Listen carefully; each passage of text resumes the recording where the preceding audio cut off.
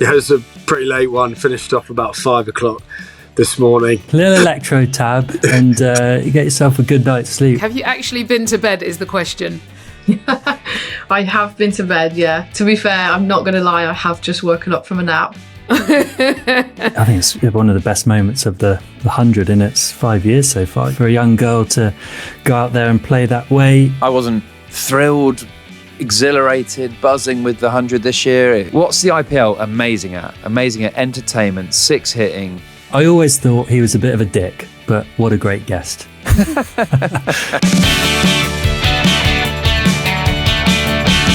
It's the start of September. The kids are back at school, and Jos Buttler, he's back in England camp. Jose, good to see you, mate. ODI series against South Africa starting this week. Good to be back. Yeah, great to be back. It's always an honour to get the England kit out and get back amongst the group. Obviously, a really exciting series. South Africa have been playing some really good cricket, so going to be a really big challenge against them. And yeah, it's just nice to be back. So the 100 final was Sunday. When did you guys meet up as an ODI group? Yes, a bit in dribs and drabs, to be honest. So I came up Saturday night. We had our first training on Sunday. But obviously the guys who've been involved with the 100, the Northern Superchargers guys. So the captain, Brookie, was training on Monday. But the guys who'd obviously been involved in the final, Joe Root, Will Jacks, Saqib Mahmood, I'm sure Tom Banton. Don't want to miss anyone, I'm sure I have. But no, they haven't had any training. So they'll be straight into the game on Tuesday. There's a reason I asked this question. Any awkward handshakes when the guys arrived? Or? Do you know what? No awkward handshakes. Haven't seen it. There's a lot of love in the group. I think, Baz sets the tone pretty well, doesn't he? That's his forte. He's good with people he's in. His handshakes, there's big hugs. So haven't noticed any, to be honest. Always got my eye out. Actually, the last 100 game I played, I had to do a BBC interview after the game. And so you sort of like go in mid-interview. So there's like handshakes on the way in. There's Finney, Carlos Brathwaite, Alex Hartley. And it was all I could think about the whole interview is how am I going to get out of this? Because it'll still be live without getting an awkward handshake. So I just tried to ignore people really and just walk straight off. But it's completely swarmed my brain as well. As any time we interview someone, I'm thinking, right, I'm going to hold the microphone. That I'm definitely not going to shake a hand. But I have just WhatsApped you a little video that I recorded off the TV. Oh, it's not me, is it? With Ravindra, you got your 50 for the originals. Now, what I want to know, you go for a little sort of handshakey, fist pump, grabby thing.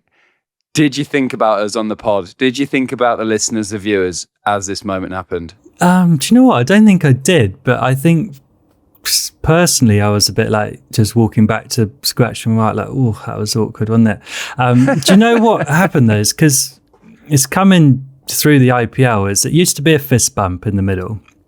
Then it's now tap the bat and a fist bump. With Ratchin, we were, going for the bat tap, then the punch. Like, it was all good. And then that particular shot to go to a 50, I just thought, same again, surely, like tap and fist bump. But obviously, I think he's congratulating me on going to 50. I was a bit sort of unsure where I was. I probably knew I was around 50, but I don't know, I didn't feel like it needed the handshake, but it obviously did. And your sharp eye has managed to just catch me out. It's all I look out for, if I'm honest. So when I'm commentating, I'm just looking out for awkward handshakes. Yeah. It's shocking. I feel like when you're in batting partnerships, Graham Swan and Chris Reed, my Nottinghamshire teammates, would never fist pump. Ever, ever, ever. Nothing. Now getting to the England side, Sonny Baker you've played with, but a few of the guys won't have played with. He's going to play for England this week. How did he find out? Is it sort of just a WhatsApp group, or did Baz pull him aside? No, I think Baz would have gone and let him know. Haven't had that conversation with him, actually. It would have been nice to find out, because he was so excited when he got the phone call to be picked in the squad, and we talked about how he thought he was getting prank called or something by a number he didn't recognise. But he's a real lovable character. He's got a great attitude, so he would have been so made up, I'm sure, as when Baz told him that he's going to be playing. So it would have been really cool to see, cool moment for him to talk about. And I think just, what a month he's had, from the original stuff, taking the new ball, swinging it round, bowling really well at guys. He's put his name up in lights, then selected for a squad, and now, playing the first game of the series against a top South Africa side. It's a great month for him, and just really excited for him. He seems to have taken everything so far in his stride, and obviously you know exactly what it's like to take the new ball for England. So he's going to, I think it's going to be great to see him go about his business in an England shirt.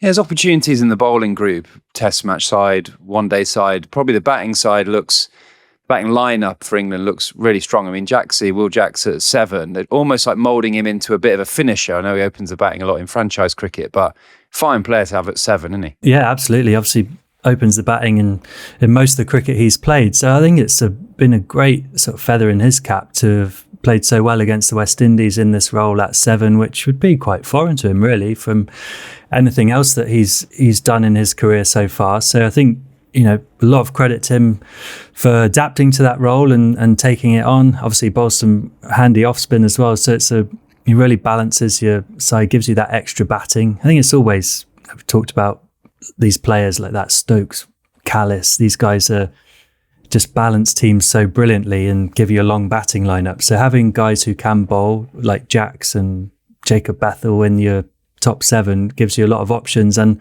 a lot of depth. It's obviously something that Brookie's sort of highlighted. He likes to have a long batting lineup, and he backs himself with the 3 seamers and spinners to mix it up and be really effective with the ball.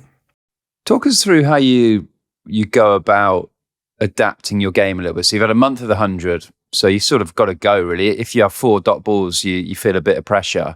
Coming into 50 over cricket, Joe Root played Sunday in the 100 final. He's going to play Tuesday in a 50 over game. It just has to be a mental shift. Yeah, it does. And I don't think it's easy. And I think if you can accept that straight away, that probably helps, just to not expect it to feel perfect. And that's a bit how I'm feeling. Just, it might take me a bit of time to just get used to it, but that's going to be okay.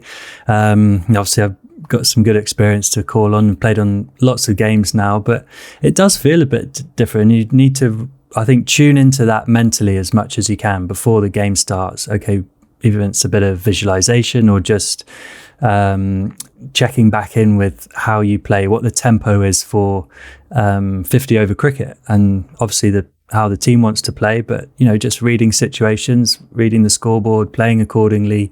50 overs will feel like a really long time, having played 100 cricket for the past month. So I think that's going to be a real key thing for the team to do quickly and do well, because South Africa have been playing, obviously they've just come off a series in Australia. I think they beat Australia out there, so team playing well and high on confidence. So we'll need to be really good at getting straight into our work in 50 over cricket and playing in that way. Yeah, I'm looking forward to the series, actually. South Africa always bring talent, don't they? Like Tristan Stubbs, great player. Rabada, I think he's going to play just the T20s, isn't he? I don't think he's quite match fit for the ODIs, but you always know they've got talent ready to hurt you, don't you? With World Test Championship winners, weren't they? So going to be a bit of a challenge. Where do you see this ODI series? Does it feel like the T20s are a bit more important with the T20 World Cup in March or February 26? Yeah, I think, the T20 World Cup is obviously closer than the 50 over World Cup, obviously, but I think they're really important. I think it's something that we've spoken about as a group, is each individual game and each individual series being so important and so crucial for developing the side and also winning games of cricket. Winning games of cricket, I think, is the best thing you can do as a side. Build those good habits, knowing how to win, even if you don't play well. Just sort of building that confidence and building the trust and understanding throughout the group. I think as time through my captaincy, it was like, right, all we're worried about is world events, T20 World Cup, 50 over World Cup. But it's crucial that you can arrive at those events with a settled team playing good cricket in that format. So even though the T20 World Cup is the closer one and it's just around the corner and it's easy to say the T20s are going to be important, 3 ODIs against a really strong South Africa team are crucial. And, game by game, trying to win series, I think that's the other big thing as well. We spoke about against the West Indies, trying to, let's win series, let's build that confidence, get that trust as a team and a group together. And so I think the T20s can take a back seat for a week, and we can really focus on the 50 over format. Yeah, we actually got a great question from one of our listeners, and I've played with you for 11, 12 years, I think, and I've always wondered this and never asked you. George in Basingstoke, he goes, Jose, what's the purpose of your shoulder shuffle before you face every ball? Should I be doing it? Yeah, you can do it if you want. Makes me feel good. But it actually came from I never used to do it. It came from a batting session. I went to see a coach called Gary Palmer, who has a bit of a style of batting that he believes in. Was he Alistair Cook's coach? Yeah, so Cookie actually recommended him to me. So when we were playing the tests, Cookie said, I've been doing some work with this guy. I think it'd be really good for you. Gave me his number, so got in touch and went. And he's got some fundamentals that he believes in and a certain style and a couple of different coaching drills. So a lot of players do a drill that they don't use their feet at all. Stand side on, don't use your feet, and just work on your hands. A lot of people feel it's really good for playing the ball late, but Gary Palmer he believes in a more front on way of batting. So he actually has you doing that particular drill, but facing straight down the wicket, so shoulders parallel down the wicket, so you're very front on. And obviously I just felt so uncomfortable stood like that, and he just said, just relax, just shake your shoulders out, and then we'll get into it.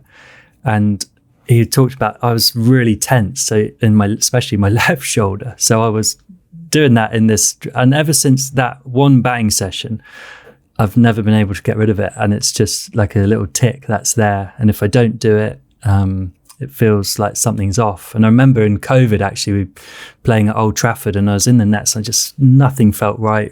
I couldn't time the ball, just felt all at sea, and I was like, oh my God, I'm not shaking my shoulder, and start doing that again. And so it's just become like a tick, I've got to do it, otherwise I just part of your routine, trying to get rid of any tension.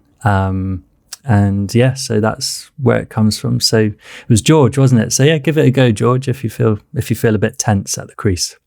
That's quality. I sort of wish I'd have asked that 11 years ago. It might have helped me batting a little bit. But coming up, we'll reflect on the hundreds finals, which were exhilarating from time to time, especially the eliminators. We're joined by Oval Invincibles captain Sam Billings right after this.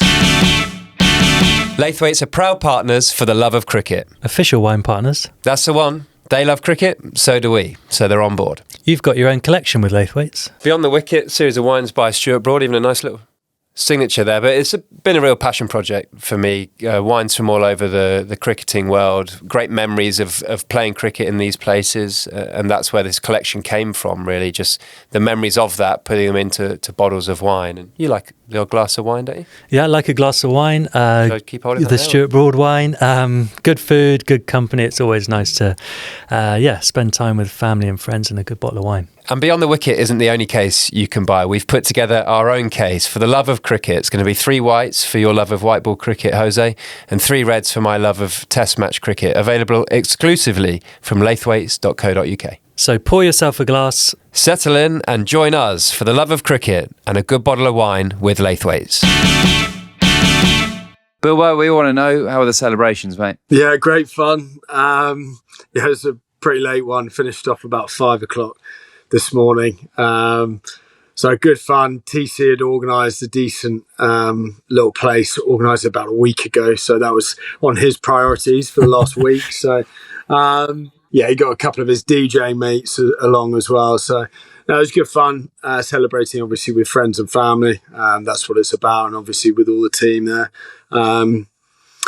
Great fun and feeling it today. You seem a real tight group then, but I think you've kept that group together pretty well, but you seem to gel on and off the pitch, and that be a big part of the success on it, how close you guys are off the field? Yeah, I think so. Yeah, I think the consistency in any team, it just builds that trust element, doesn't it? And it allows people to then play with freedom if they're not worrying about, especially with franchise cricket now. I think there's so much pressure to get results instantly that people want to change teams if you lose a couple of games here or there, whereas we're just going to stick to our side, and it might be one change here or there due to conditions. But that's about it, or managing injuries. So it's been a big part of that. I mean, Tom Moody's been the architect of that whole environment. So a huge amount of credit has to go to him, and he's done it all around the world. So I've learned a huge amount from him every single day. It's been an absolute pleasure kind of working alongside him. At what stage in the final, it was quite a dominant performance, Jaxie got off to a great start. What stage do you think this is in the bag, this is done? Because I must admit, watching it, I was commentating on the last 25 balls, you look so stressed still.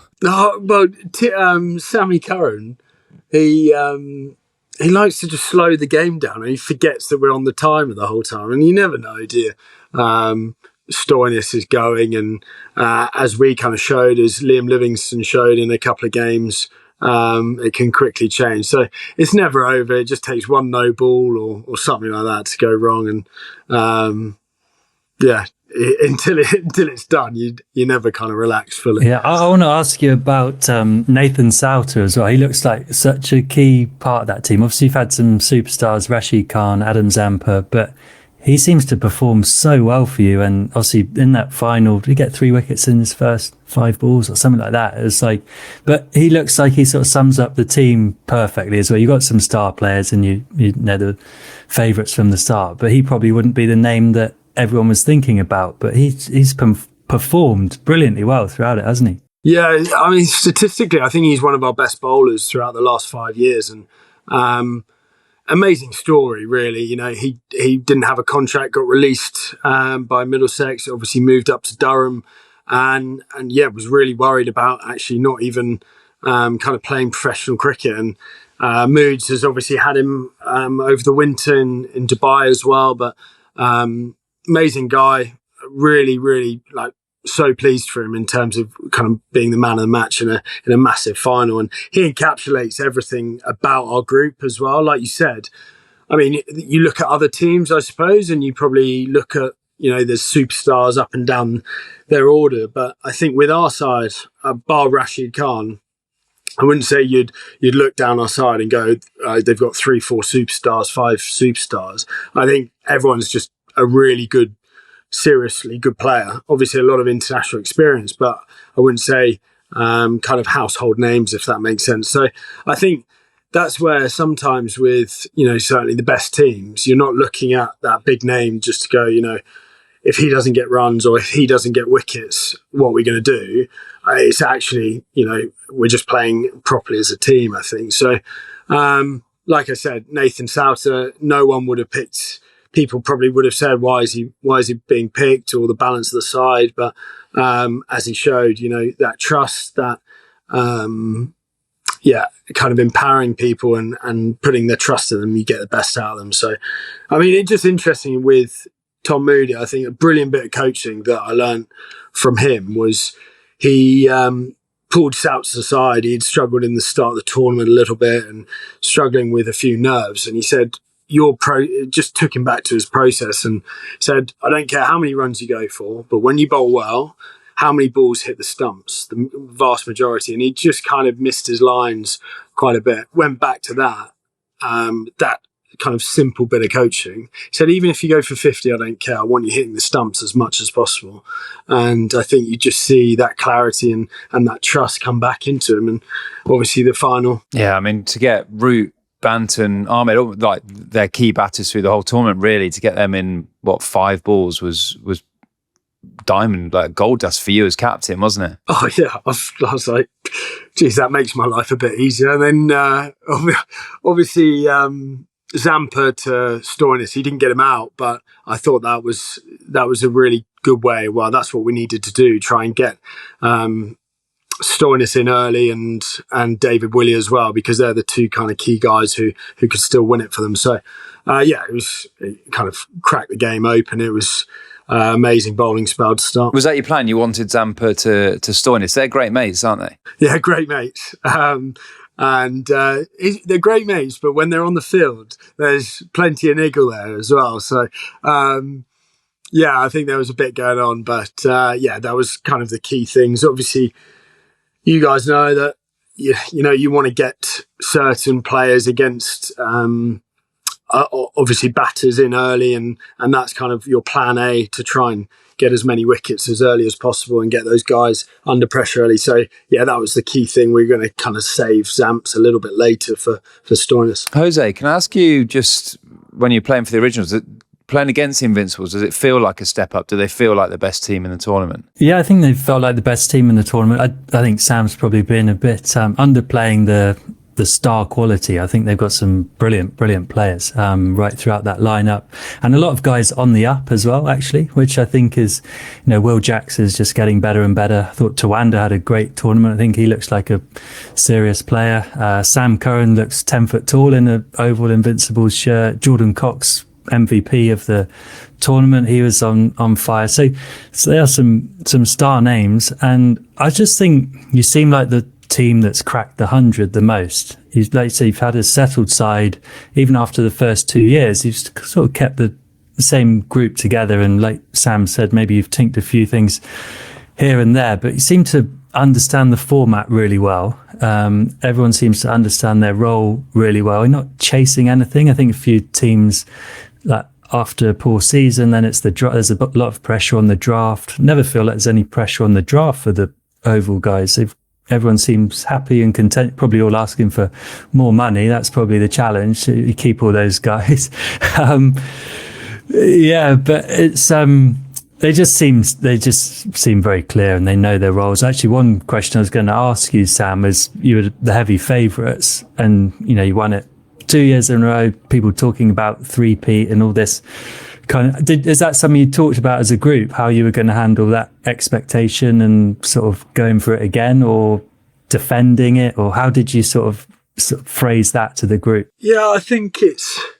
We did Moods got us all together before the tournament when everyone kind of got to the hotel, and it was more kind of reconnecting as a group and getting everyone around, and you'd have to send a photo in of your last year and a key memory or a key key moment, I suppose, a highlight of the year, and just talk about it a little bit from a personal point of view. So that was a really cool exercise, because I think it takes it away from the cricket and just reconnects with the people in the room. So that was a really nice thing, I think. And yeah, it wasn't really talked about. It was completely getting back to our process and certainly our game plan at the Oval. We've got absolute clarity about how we want to go about it. Very simple, but just kind of reconnect with that and get the guys up to speed who probably haven't played too much at the Oval, or the new guys around the group. So a lot of the same stuff. It was not reinventing the wheel, but there's so much cricket in a year, isn't there, that actually you couldn't really remember. Kind of you remember bits obviously last year, but I mean, so much has happened in a year. So it feels like a fresh start and a fresh energy. There was a real excitement to get back into it. We talk about fresh start. That will certainly be the case next year with new owners coming in, potentially a new name. My London's been talked about for the Invincibles, and an IPL style auction potentially coming in as well. Again, there's a lot of unknowns. Do you feel like the Oval side will break up and there'll be a lot of differences? When you're lifting the trophy, did you feel like, okay, this might be the last time with this group of players? Yeah, I think there was a lot of chat actually before the game yesterday. It was like, especially the guys who've been there for 5 years, was like this will be the last time in those kind of colours, and the kit will be retired, and it'll be an end of an era kind of thing. So to sign it off, would be fitting, and obviously, thankfully, getting the job done. It was really nice to do that. But yeah, I think there will be change, and just kind of understanding or accepting that the memories that we made over the last few years are, very special, and they'll be hard to beat, I suppose. But I mean, we're all pretty used to change nowadays in the world of cricket. I think it's changed so much, so rapidly that you kind of accept it and move on. We've got no say in it, so you crack on. Yeah, nice. Sam, I think you look ready for your bed, mate. So I think you've had little electro tab, and you get yourself a good night's sleep. It'll be interesting to know how that Whoop band is saying how you're feeling. So, but Yeah, 1% also. But mate, thanks so much for your time. Congratulations again on another victory, and we really appreciate you taking some time to join us on the pod. Over to the women's side now, where Northern Superchargers beat the Southern Brave to take the title for the first time. Ebony Rainford Brent has been catching up with their England spinner Linsey Smith. All right, Linsey. I would love to see that you're sat in your kit right now, clearly with your medal around your neck. Have you actually been to bed is the question. I have been to bed, yeah. To be fair, I'm not going to lie, I have just woken up from a nap. But I made it to bed, I made it home safe. Can't wipe the smile off my face yet. So yeah, it's not quite sunk in, but yeah, it's a great feeling. Amazing. Well, look, first of all, congratulations. Winning the 100 for the first time with the Superchargers is amazing. But forget the cricket for a second. I'm more interested in what goes on in the night out. So was it a big one? And I always love to know as well, who's the party animal? So who's going to be the last dancing on the table, and who's the first to bed with the hot chocolate? To be fair, I think actually everyone gave it a good nudge last night. Yeah, it was a bit of an early morning, actually. I think I last looked at my phone at about 5:30. So it's actually a personal best for me. And I'm sure a few of the girls. But yeah, it was obviously just a great day and a great night, and one that, you know, you want to soak up forever and not really want to finish. But yeah, everyone stuck together. Kate Cross was there, I think, till the end. You know, everyone was out, and it was just a really special time to obviously share it with all the girls, and saw some of the Brave girls as well, which was nice. But yeah, just a great night. And I'm assuming that medal did the rounds as well. Did it follow you everywhere last night? Yeah, absolutely. That came everywhere. That was a must. Had to stay in full kit as well. So just, you know, parading around London on line bikes in full kit. So sorry if anyone saw a purple brigade out last night, but yeah, there was a fair few of us. I'd love to get your feelings on the reason for your success this year as a side. You know, actually, if you look, I was looking back at the history, and many years you haven't progressed or, you know, really got to this stage, but it seemed like it clicked. What was working? Yeah, I mean, like you said, obviously I've been at Superchargers since it started now, and it's always been a really special group, and I think that's what really brought us together this year. We've not had too many changes. Obviously we brought in Lisa, which was a breath of fresh air as well. Obviously we were great with Danny, but yeah, I think Lisa obviously just came in and fully embraced it. Tried not to change too much, because obviously Holly and the group as well have just set a real good environment that we've had. And obviously we got close a couple of years ago, lost in the final. But I think it's just been really special. The whole group, you know, everyone gets on. It's a real hard-working environment, and everyone enjoys each other's success. What about your game this year? Obviously 7 wickets for yourself. You're always whizzing around in the field, but did you feel that you enjoyed how you contributed as well? It was definitely a different year for me. I think my role definitely changed. Obviously, unfortunate that we lost Georgia Wareham after a couple of games, and you know, to only really then have one spinner throughout the rest of the games was obviously just changed my role a bit. I didn't do too much bowling in the power play, which is something that I had to kind of negotiate around. But yeah, I think I was speaking to the bowling coach yesterday, actually. Like, I'm obviously delighted that we won the tournament, but I didn't feel like I hugely impacted games where I'd want to. But she reassured me I did all right. So yeah, it was good. Worth saying as well, Georgia Wareham seemed to make it everywhere with you. I saw the cardboard cutout on the stage. Whose idea was that? Obviously Kate Cross's, you know. Who else but Kate Cross, right? Let's talk about your overseas players. I mean, you've got a serious high quality lot in the likes of Phoebe Litchfield. I mean, so young and talented. Annabelle Sutherland, that all round, and then Nicola Carey. What was their impact like, having those 3 key Aussies in your side? Yeah, massive. Obviously, we had Broady and Litch last year, and we know how world class they are. Unbelievable players, and also off the pitch, I think, in meetings and stuff, and the inputs that they give, and the way that they get around the group, and you know, help the youngsters as well, even when they are so young themselves. Yeah, they just add so much value, and obviously on the pitch, it's just ridiculous. I think the amount of times I watched Litch bat this year, and I was like, oh my goodness, like, I've got to bowl at her soon. Like, this is going to be fun. But yeah, they've both again been absolutely outstanding for us. Is this for you your best year in cricket? I'm thinking back to 2018. I remember seeing you in the T20 World Cup making your debut. This year you get Fifer, in your ODI debut. You've won the 100. You're in the squad going to the 50 over World Cup. Where does this rank for you at the moment? Oh, yeah, I was actually thinking about this morning because I guess, you know, when you're in it and the season's so hectic, you don't really have that time to just sit down and take it all in. But I think obviously, yeah, it's been an amazing year for me. I'm delighted with how it's going so far. Obviously, the India series just gone. Previously, I didn't impact as much as I want to and didn't play as well as I know I could. So coming into the 100, I was a bit low on confidence and, you know, just wanted to put things right again. But overall, like, yeah, the year's been amazing. I think, you know, winning this 100 just tops it off because, like you say, I've been there for the 5th year now and it's something we've really worked hard as a squad to do. But yeah, I think now just a couple of weeks off and then look to go again. Obviously, massive World Cup coming up, which is really exciting. Obviously, first 50 over World Cup as well. So yeah, hopefully the good stuff continues. It comes so quickly, doesn't it? I was thinking you're going to have to sleep off the hangover and then, you know, prep starts soon for the World Cup.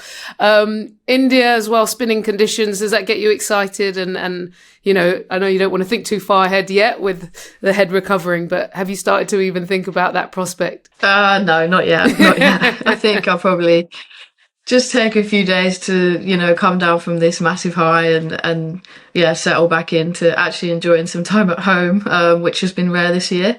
But yeah, obviously then we go to Abu Dhabi in literally not a lot of time at all. So it's a quick turnaround, but yeah, just look to use this time to reset and then be ready and fresh to go again. I was just reflecting on your career. So you're not a young pup anymore. You're now 30. But you're also, you know, you've got a long career ahead of you. And I'm just thinking about the width of your career. There's years where, you know, you're out of the England fold. You're now back. You've just won the 100 and you're going off to a World Cup. Where do you feel you are in your career? Do you feel like a senior player? Do you feel still establishing? You know, where would you assess yourself and how you feel? Yeah, it's a bit of a strange one, really, because obviously I spent a lot of time. I made my debut in 2018 and then spent a lot of time away from the England stuff. And yeah, I spoke about previously about wanting to give it up and stuff. But I think obviously coming back into it and being fresh and being in a much better mindset for me, like I'm just absolutely loving it. And I feel like a 21-year-old again. But I think I still obviously have a lot of learning to do on international cricket and different teams and different, I guess, conditions. But it all just really excites me. And I think, you know, if you've got that passion and that hunger, then you can keep going, like, no matter what. And I think I've got some great spinners around me in the squad as well, which is really exciting. And we kind of push each other on. Obviously, Sarah Glenn's come back into the squad now, which I think, you know, she's massively earned that because she's had a brilliant few months. So, yeah, it's really good competition and can only help us all improve. And you're seeing lots of younger players come in as well. I have to talk about Davina in that innings in the Eliminator. What's it been like having some of that young, fresh energy and seeing players like her kick on? Yeah, it's brilliant. Honestly, that day was just unbelievable. I was so happy for her. I think this year she's really come out of her shell a bit more, and yeah, she's pretty young. And sometimes she talks in lingo that you don't quite understand, and you're like, oh wow, you really are 18, and I'm showing my age now. But yeah, that day for her, obviously to have her family as well, was really special, and it was unbelievable. I don't think it will sink in for her for a long time, but yeah, it was unbelievable. Amazing. Well, look, I'm going to let you go. Before I do, just like as veterans, me and Ish didn't, when we won something, we didn't finish after one night. Come on, you've got to be backing this up. Are you done? Are you one night and done, or are you going to keep this going for a few days? I think I'm one night and done now.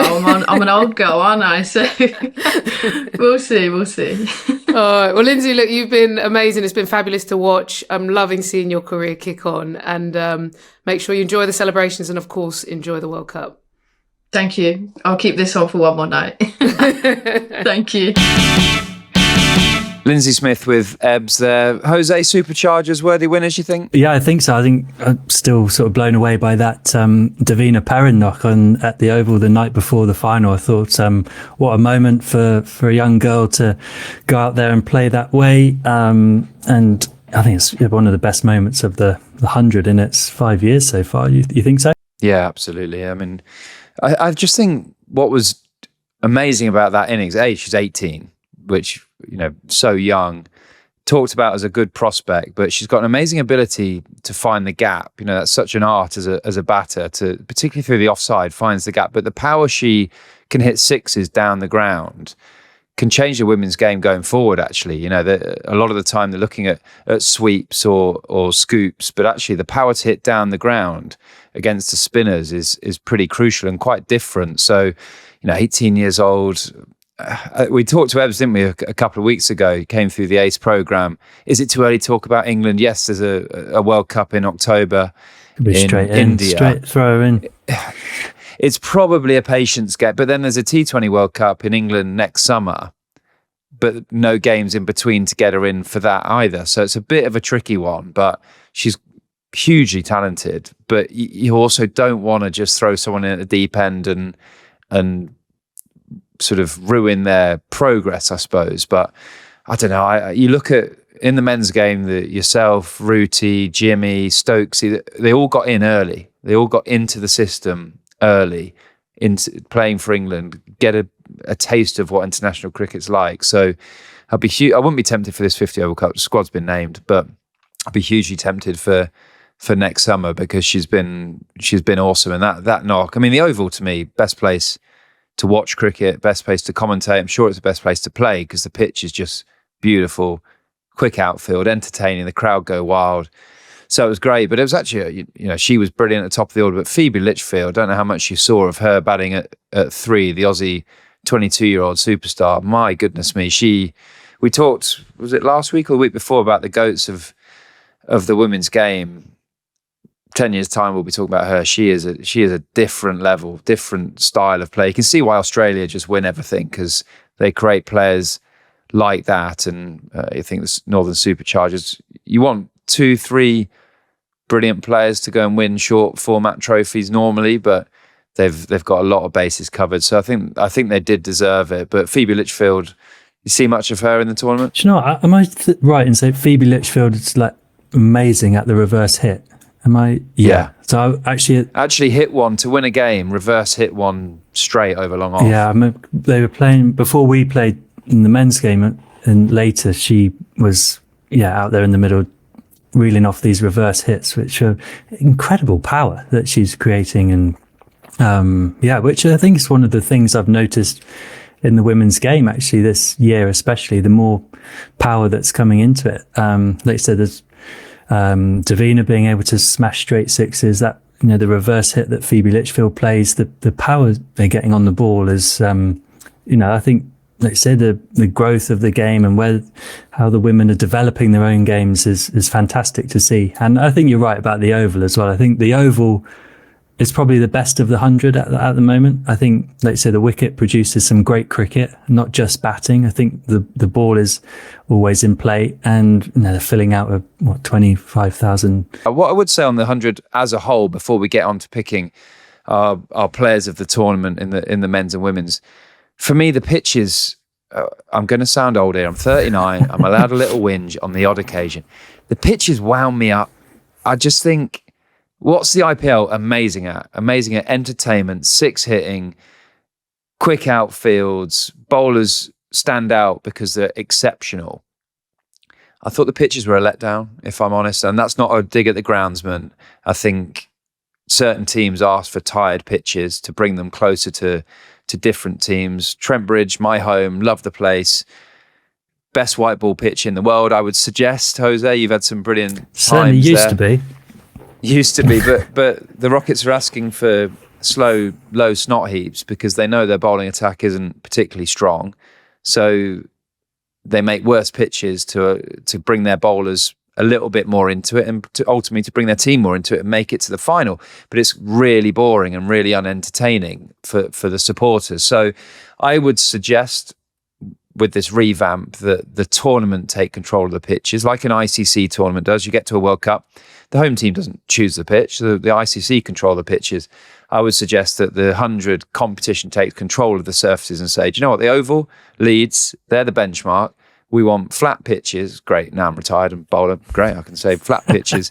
Small boundaries. No, I'm joking with the small boundaries. But we want true pitches that bounce and batters can strike the ball cleanly. No one wants to watch 100 balls inside edging 90% of the balls. Do you know what I mean? So that's the only tweak I'd make. That's my moan over. Happy days, move on.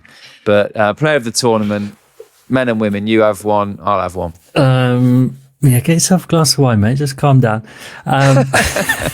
For the, I'm going to say Jordan Cox. I thought he had a brilliant tournament. I know he was the MVP, but yeah, he was the obvious one for me. I thought the whole Invincibles side were excellent and they all stood up at different times, but he was incredibly consistent. I think the innings, especially against the Welsh Fire, was 80 odd off 29, 30 balls, whatever it was amazing. And it just oozed confidence, I thought, throughout the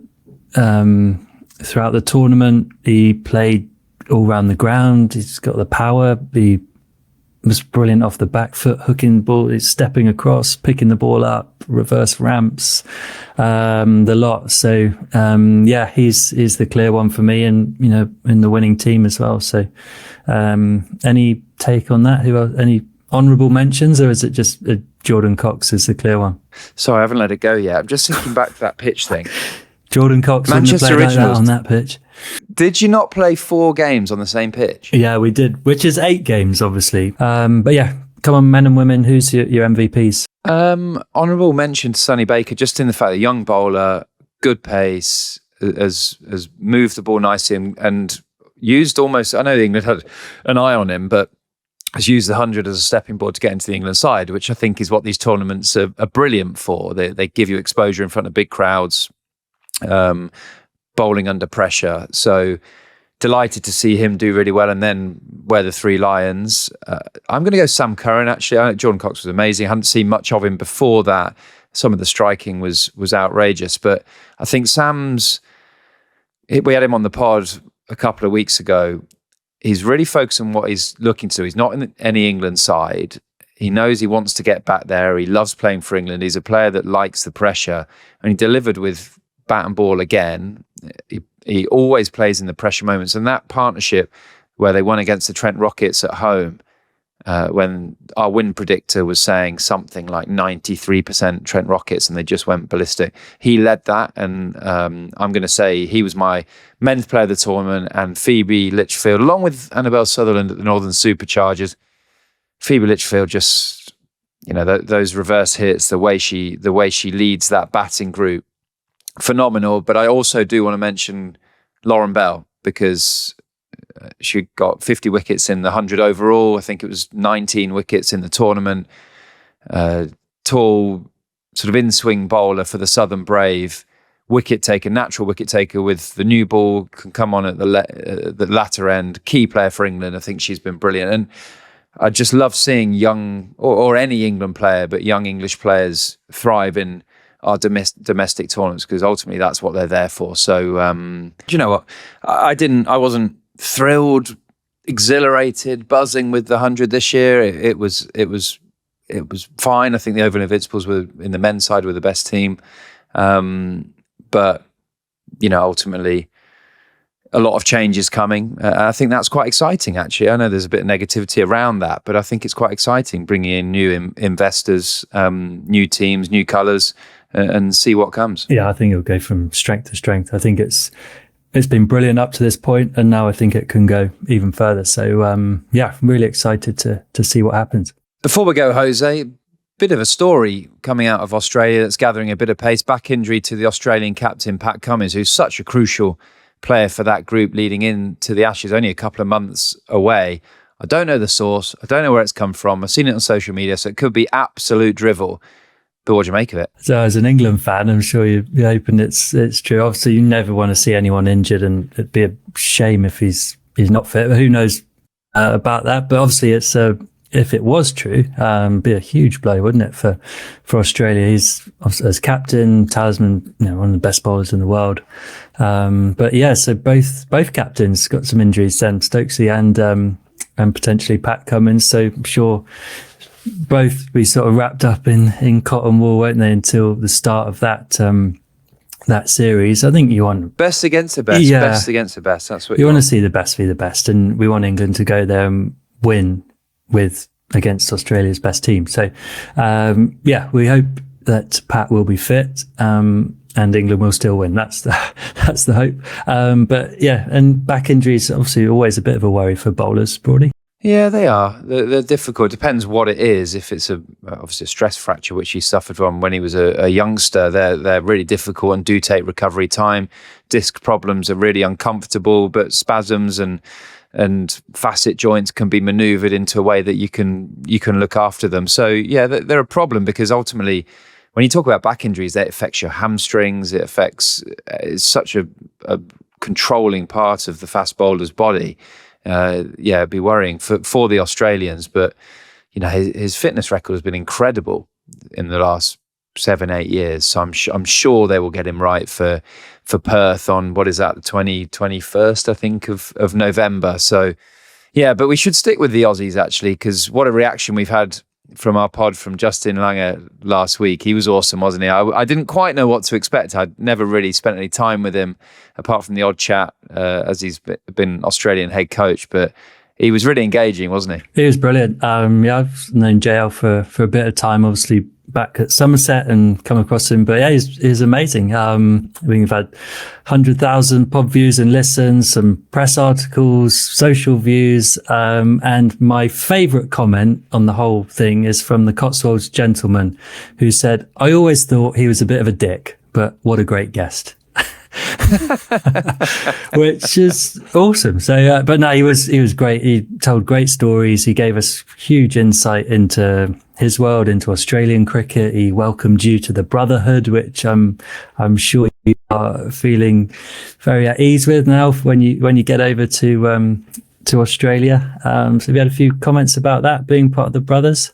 I have a few comments. Yeah, I'm not 100% sure what it means yet, but as long as it involves good commentary, couple of beers, glass of red and golf, I'll be pretty happy with it, I think. But sounds like a look after you. I mean, our socials got over 1 million hits, which is 1 million views, which is pretty special. Mitch Tomlin on Spotify said about the Langer interview, absolutely brilliant. Langer is a proper, tough, no-nonsense player coach and seems an amazing man too. Not many Aussies come across that well.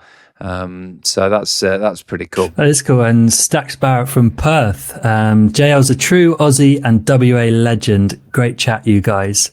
And favourite moment from that has to be for me, Jack Chantry, wasn't it? Have you seen Jack Chantry anywhere umpiring?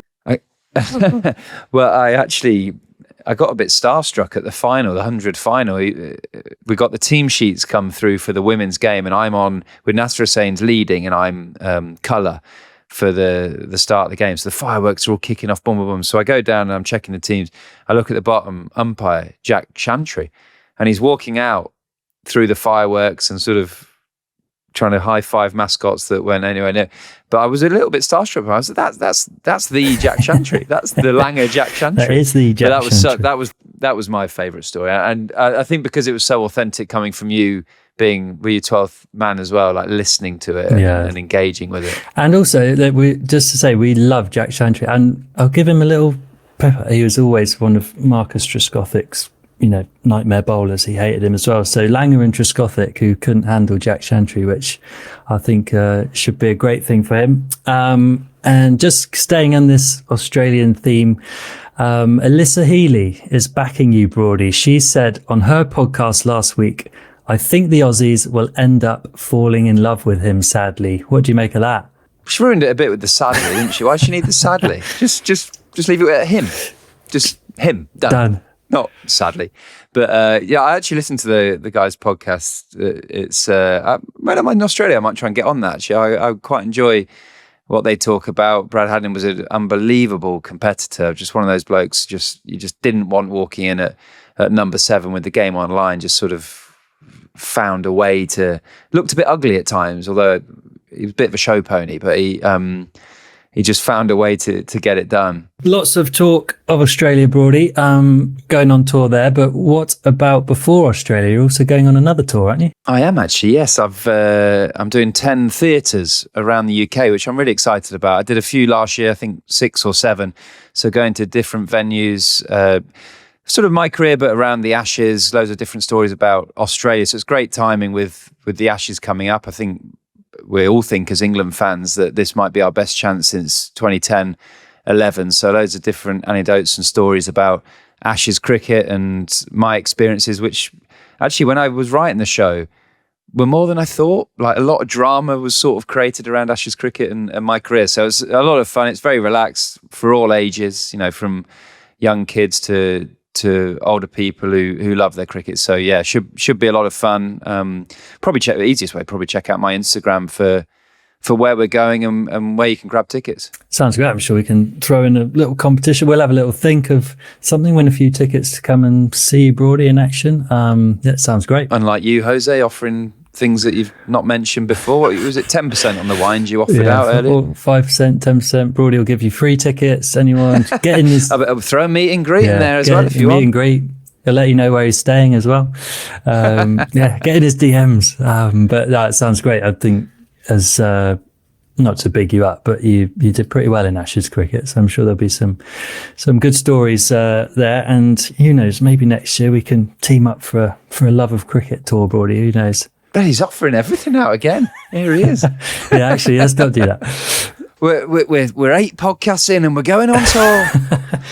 Yeah, I feel like it's going well, but who knows? Anyway, that's probably all we've got time for this week. Yeah, we'll cut you off there. Let's get rid of him. That's all Jose's got time for this week. Thanks to our sponsors, Sage and Laithwaites. Follow us on YouTube, Spotify, Instagram and TikTok. Give us a comment and a rating. We'll catch you next week. Kick 'em well.